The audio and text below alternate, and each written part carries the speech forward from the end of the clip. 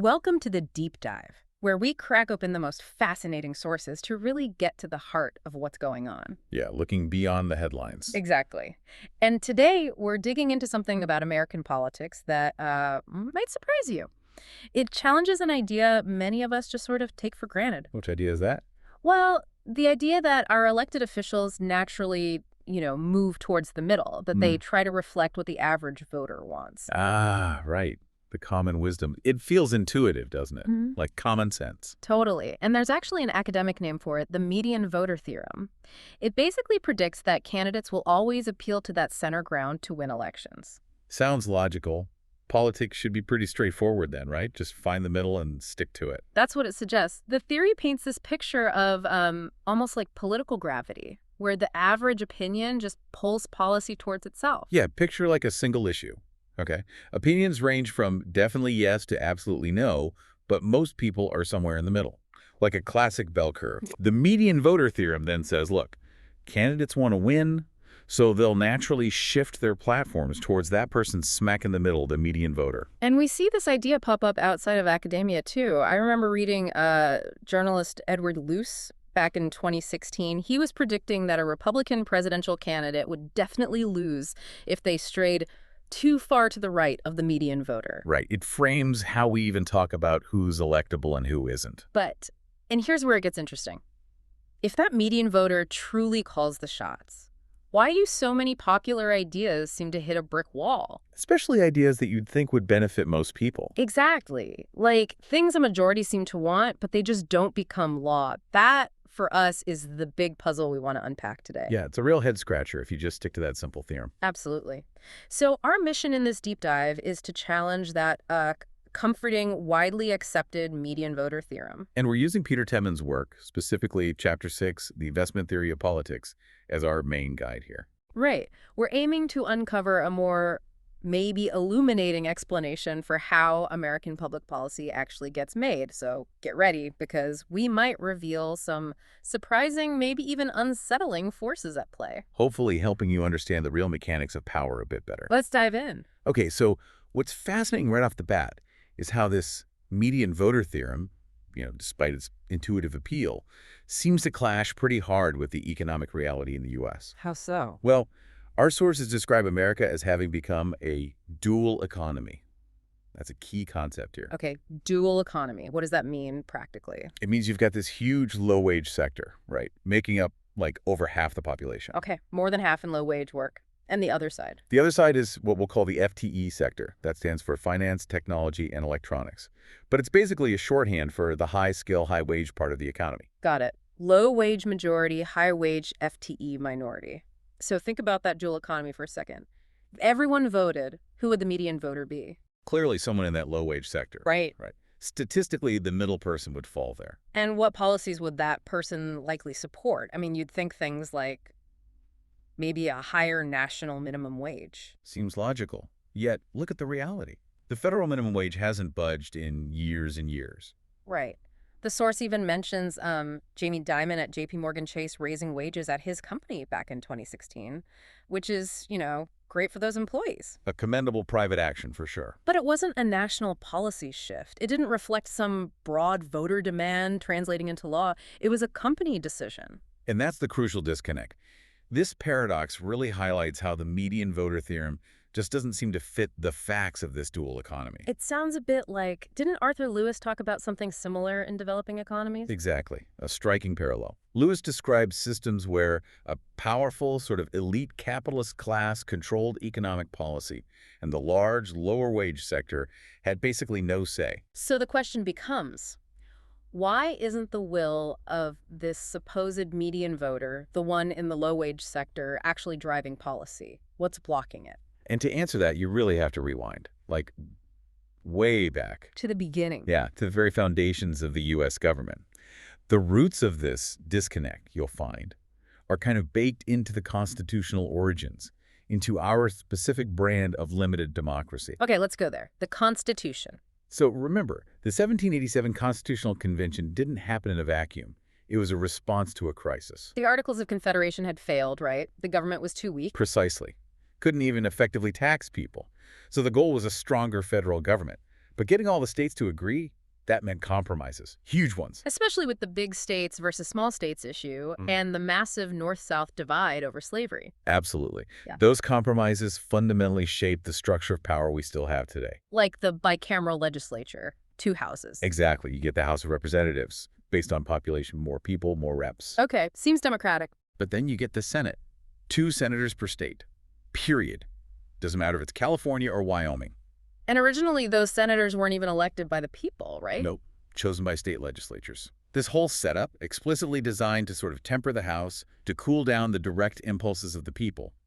It immediately put the brakes on direct popular will. So the system was designed not to perfectly reflect the majority from the start. You could definitely argue that. It was adapted from the English system, and it inherently restricted pure democracy. It built in buffers, especially the Senate, to ensure the people's will wasn't the only thing driving policy. Okay, so that's the foundational structure. Now, let's fast forward a bit. The country grows, industrializes, people move west. Right, and populations start concentrating in cities, often around major ports and industrial centers. But the Senate representation, that didn't change with population shifts, did it? Senators still represented states, defined by those old boundaries. Exactly. So you get this growing mismatch, this geographic disconnect, where people actually lived versus how Senate power was allocated. Some people's votes for senators effectively became worth way more than others. That must have caused problems. It did. Political gridlock, states struggling to even agree on who to appoint to the Senate, leaving seats empty sometimes. Which led to the 17th Amendment. Yeah, 1913. Mandating the popular election of senators. It was definitely a step towards more direct democracy. But it didn't fix the underlying issue of small states having disproportionate power in the Senate compared to large ones. Correct. That fundamental imbalance remained. And it gets even more tangled when you look at the House. How so? I thought the House was based on population. It is, but the drawing of those House district lines redistricting has become, as our sources put it, incredibly politicized. Gerrymandering, you mean? Essentially, yeah. Both parties have become experts at drawing lines to create safe districts. The result, something like 90% of representatives are in seats where they're almost guaranteed to win. So most elections aren't really competitive. For the House, largely no, which creates what the source calls a double burden for a voter trying to have influence. You kind of need to live in a small state for your Senate vote to count more and happen to be in one of the few truly competitive House districts. That doesn't sound like many people. It's not, which further dilutes the practical impact of any theoretical median voter. Okay, so structural issues, representation issues. What about the act of voting itself? Now that's another huge piece. Voting rights in America have a really complicated and frankly quite fraught history. It wasn't always a given right for everyone. Not at all. Surprisingly, the Constitution actually punted the issue to the states. It let states decide who could vote. Why would they do that? It was largely a consequence of those compromises needed for ratification, especially around slavery and race. Think about the 35th Compromise. Where enslaved people were counted for representation but couldn't vote. Right. How could you define universal suffrage nationally when that was baked in? It was basically impossible. And the founders, they weren't all keen on everyone voting anyway. Many weren't. The prevailing view among many early planners was that property owners had a greater stake in society and were more suited to vote. Were there exceptions? There were brief experiments. Some states allowed free black men to vote, or, like in early New Jersey, single women with property. But these were often outliers and sometimes quickly reversed if they seemed to, tip an election outcome. Then came the Jacksonian era. Things changed then, right? They did, but maybe not entirely for the better in terms of universal rights. Property requirements were often dropped. Okay, that sounds more democratic. But they were frequently replaced with explicit race-based restrictions. Voting became largely reserved for white men. Our sources call this partial democracy or even oligarchy, especially in the South. Then the Civil War, Reconstruction, that must have changed things again. It did, briefly. Voting became much more democratic in the South during Reconstruction, with black men gaining the franchise. But it didn't last. Tragically, no. Despite the 14th and 15th Amendments guaranteeing citizenship and voting rights, regardless of race, the end of Reconstruction saw the rise of Jim Crow. Literacy tests, poll taxes. Violence, intimidation. A whole system designed to prevent black Americans from registering and voting. And because the real contest happened in the whites-only primaries, Southern politicians could hold on to power for decades, gaining immense seniority and control through committee chairs in Congress And they use that power. to shape policy. Our sources point out how they strategically ensured huge federal programs like the New Deal and the GI Bill were administered at the state level in the South, allowing benefits to be largely channeled to whites, reinforcing inequality. It's incredible how long-lasting those effects were. Do you see echoes today? Absolutely. The source points directly to the 2013 Supreme Court decision, Shelby County v. Holder. Right, that struck down a key part of the Voting Rights Act of 1965. The most effective part, arguably, the part requiring areas with a history of discrimination to get federal preclearance before changing voting laws. The court said the formula determining which areas were covered was outdated. And the impact. Immediate. States that were previously covered immediately rushed to impose voting restrictions, things that likely would have been blocked before. Like strict voter ID laws. Exactly. And while these laws aren't explicitly race-based, like the old Jim Crow laws, they disproportionately affect low-wage voters, both white and black. It effectively shifts from overt race discrimination to a form of class discrimination, making it harder for that potential low-wage median voter to even participate. So the hurdles remain, just in a different form. Yes. And there's another modern echo the source highlights: mass incarceration. How does that connect? It's described as an old Southern practice that's effectively gone national, especially since the 1970s. Prison populations exploded, disproportionately affecting black urban communities. Okay. But here's the representational twist. Prisoners are often counted in the census where the prison is located, typically rural areas. Even though they can't vote in most places. Correct. So their bodies count towards the population numbers that determine legislative districts, boosting the representation of those rural areas, but they have no voice in electing those representatives. Wow. So it shifts political power geographically away from urban centers. Precisely. It puts, as the source notes, rural white Northerners in a somewhat similar position, representation-wise, to white Southerners under Jim Crow. Their votes count more because non-voting populations are included in their district counts. It further skews representation away from where many potential median voters live. Okay, so we've got constitutional structure, representation issues, voting rights hurdles. It's already looking tough for the median voter theorem. It really is. The path from voter preference to policy outcome is littered with obstacles. But let's imagine, just for a moment, that everyone could easily vote. Is there still a problem? Well, yes, and it's a big one. Yep. Information. Information. Yeah. The median voter theorem kind of assumes voters are dealing with one issue at a time, and they know exactly where they stand, like choosing bread or tea, simple choices, easily available information. But politics isn't usually that simple, is it? Far from it. Voters face multiple issues, often tangled together. The source uses the example of Trump's comments about Judge Curio. You had issues of textbook, racism, and economics, all wrapped up in one statement from one candidate. How does a voter weigh that? The theorem offers no guidance. And getting good information on complex issues isn't free. Exactly. Unlike choosing tea, understanding healthcare policy or climate change or tax law requires significant time, effort, maybe even money to research properly. Which straight away creates a divide. People with more resources, more time, typically higher income folks, can potentially become much better informed. Right. There's a socioeconomic aspect to information gathering itself. And just like in the market for goods, don't sellers step in? People trying to provide their version of the information. Absolutely. Yeah. Businesses spend fortunes on advertising, building brand names, basically trying to shape consumer perception and simplify choices, often highlighting benefits and downplaying drawbacks. And the same happens in politics. You bet.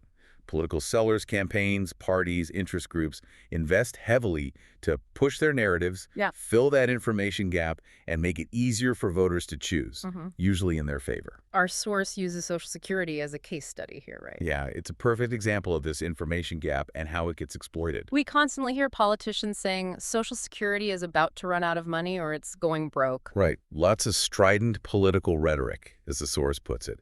It stirs up emotion, fear. But it obscures the reality. Pretty much. The truth is, Social Security isn't like your personal bank account. It's not a pension fund in that sense.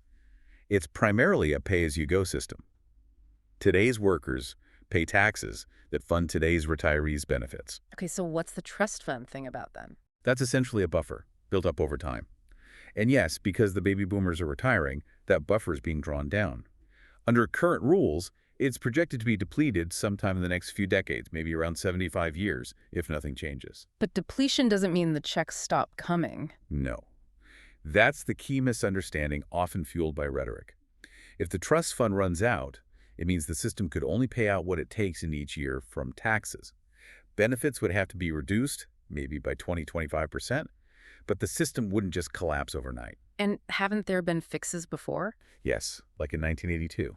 Adjustments could be made. There are potential solutions now, too, like raising or eliminating the income cap on which Social Security taxes are paid. Right now, earnings above a certain level aren't taxed for Social Security. But changing that would mostly affect higher earners, the FTE sector we talked about. Precisely. And the source suggests that sector isn't particularly interested in paying more to shore up benefits, primarily for the low-wage sector. So the political will isn't there, the complex facts get obscured by scary rhetoric, and nothing gets done. Voters are left trying to make sense of it all with limited, often biased information, leading to decisions based on emotion rather than reason. Exactly. And if it's hard with Social Security, imagine trying to sort through the complexities of the national debt or climate policy based on campaign ads. This seems like the perfect entry point for the alternative theory mentioned earlier. Right. This whole issue of costly, complex, and often manipulated information leads us directly to the investment theory of politics. Okay, lay it out for us. What's the core idea? It basically says, look, because information is so costly and voters are busy, politics works less like the median voter theorem assumes and more like, well, an investment market. An investment market? How? Political groups think businesses, wealthy individuals, patsies, unions to some extent act like investors. They pour resources, primarily money, into the political process. To achieve what? To influence outcomes. They invest in shaping the information voters receive, pushing their preferred narratives, supporting candidates who align with their interests. And they also invest in shaping the electorate itself. Yes, that's key. Controlling voter access, making it easier for their likely supporters to vote, and harder for others, is part of the investment strategy. And then, heavy advertising to sway the voters who do turn out. Leveraging the fact that most people don't have time for deep, independent research. Exactly. So voters end up relying on shortcuts, party labels, name recognition, advertising messages which are heavily influenced by these big investors. So the core prediction here is that voters, especially the median voter, actually have less influence on political outcomes than these powerful investing entities.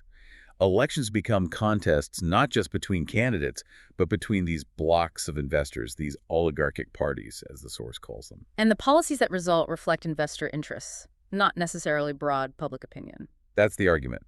The goal isn't primarily to adjust policy to match public views, but rather to adjust the public's views to accept the investors' preferred policies. The source mentioned the Bush administration selling the Iraq War. Yeah, as an example of this being a norm, not the exception.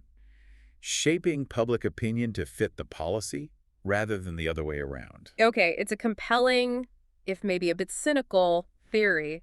What's the evidence for it? Does it hold up? Well, there's quite a bit, actually. Starting with academic work, the source heavily cites political scientist Larry Bartels. What did he find? His research was pretty groundbreaking.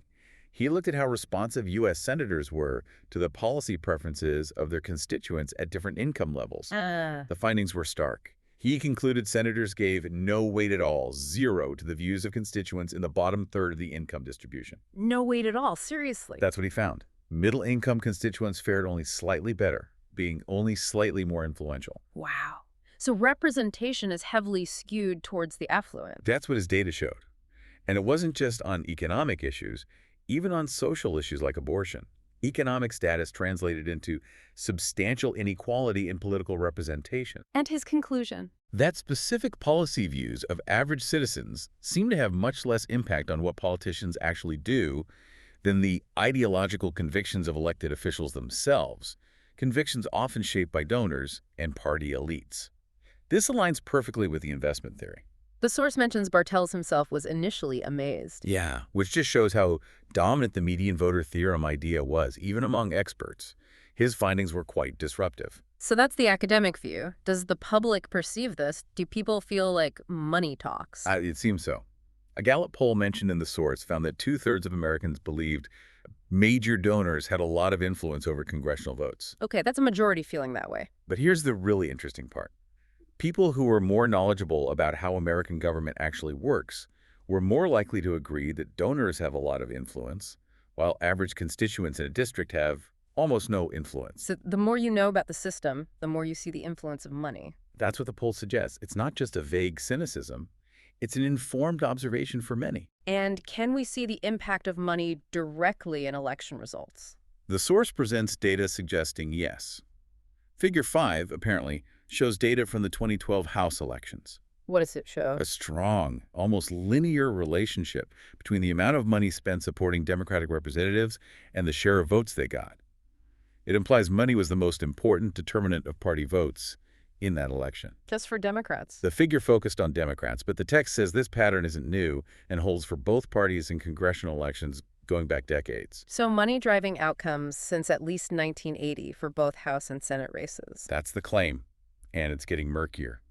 The source also flags the huge rise of dark money funds from unidentified sources, especially in local elections. How much has it grown? Almost 40 times between 2006 and 2014, with transparency plummeting. This lack of transparency makes it easier for special interests to wield influence, maybe even facilitates corruption, and it fits right into the investment theory framework. Okay, so money influences elections. Does it also influence the policies that get enacted? There's strong evidence for that, too. Another major study looked at nearly 2,000 policy decisions over 20 years. And what did they compare? They distinguished between what they call majoritarian interests, basically, what the median voter or average citizen wanted, and elite preferences, defined by the views of the top 10% income earners and organized interest groups. And were those interests aligned? Often, no. The study found their preferences were frequently very different, sometimes even opposed. So when the average citizen wanted one thing and elites wanted another, who usually won? The elites. This study concluded that when majoritarian interests clash with elite interests, the majority almost always lost out. Almost always. Almost always. Plus, there's a strong status quo bias, meaning it's generally hard to change existing policies, which often benefits those who are already powerful. So the final verdict from this research? That the investment theory of politics is a far better predictor of political contests and policy outcomes than the median voter theorem. It paints a pretty clear picture. It does. So if we bring it all together, the investment theory suggests a system where the FTE sector, the high-wage, well-connected part of the economy, largely dominates political decision-making. And the low-wage majority is effectively excluded. To a large extent, yes, through a combination of factors. Voting being treated as a state-regulated privilege, not a universal right, active restrictions making it harder for low-wage people to vote, and crucially, the control of the information environment by wealthy individuals and organized groups, primarily businesses, who invest heavily to steer policy their way. It really comes down to what the source bluntly calls the golden rule, whoever has the gold rules. Money equals influence equals desired policy outcomes. So quite a journey today. We started with that simple, almost comforting idea of the median voter driving politics. And we've seen how historical structures, the way representation works, the hurdles to voting, the sheer cost and complexity of information. And ultimately, the overwhelming influence of financial investments in the political process all point towards a very different reality. A reality better explained by this investment theory. It's a powerful lens, maybe a sobering one, for understanding how power really operates in America. Definitely gives you a lot to think about. Indeed. And it leaves us with some big questions. Considering these deep historical roots and all this evidence pointing towards the investment theory, what does that really mean for the concept of democracy, as we usually understand it in the United States? That's a heavy question. And maybe how might understanding this change the way you, the listener, interpret the next election campaign you see, the next policy debate you hear about, or even how you think about your own role as a voter? Yeah. What does participation mean in a system potentially dominated by investors? Lots to chew on there. Definitely. Something to keep mulling over. Thanks for joining us for this deep dive.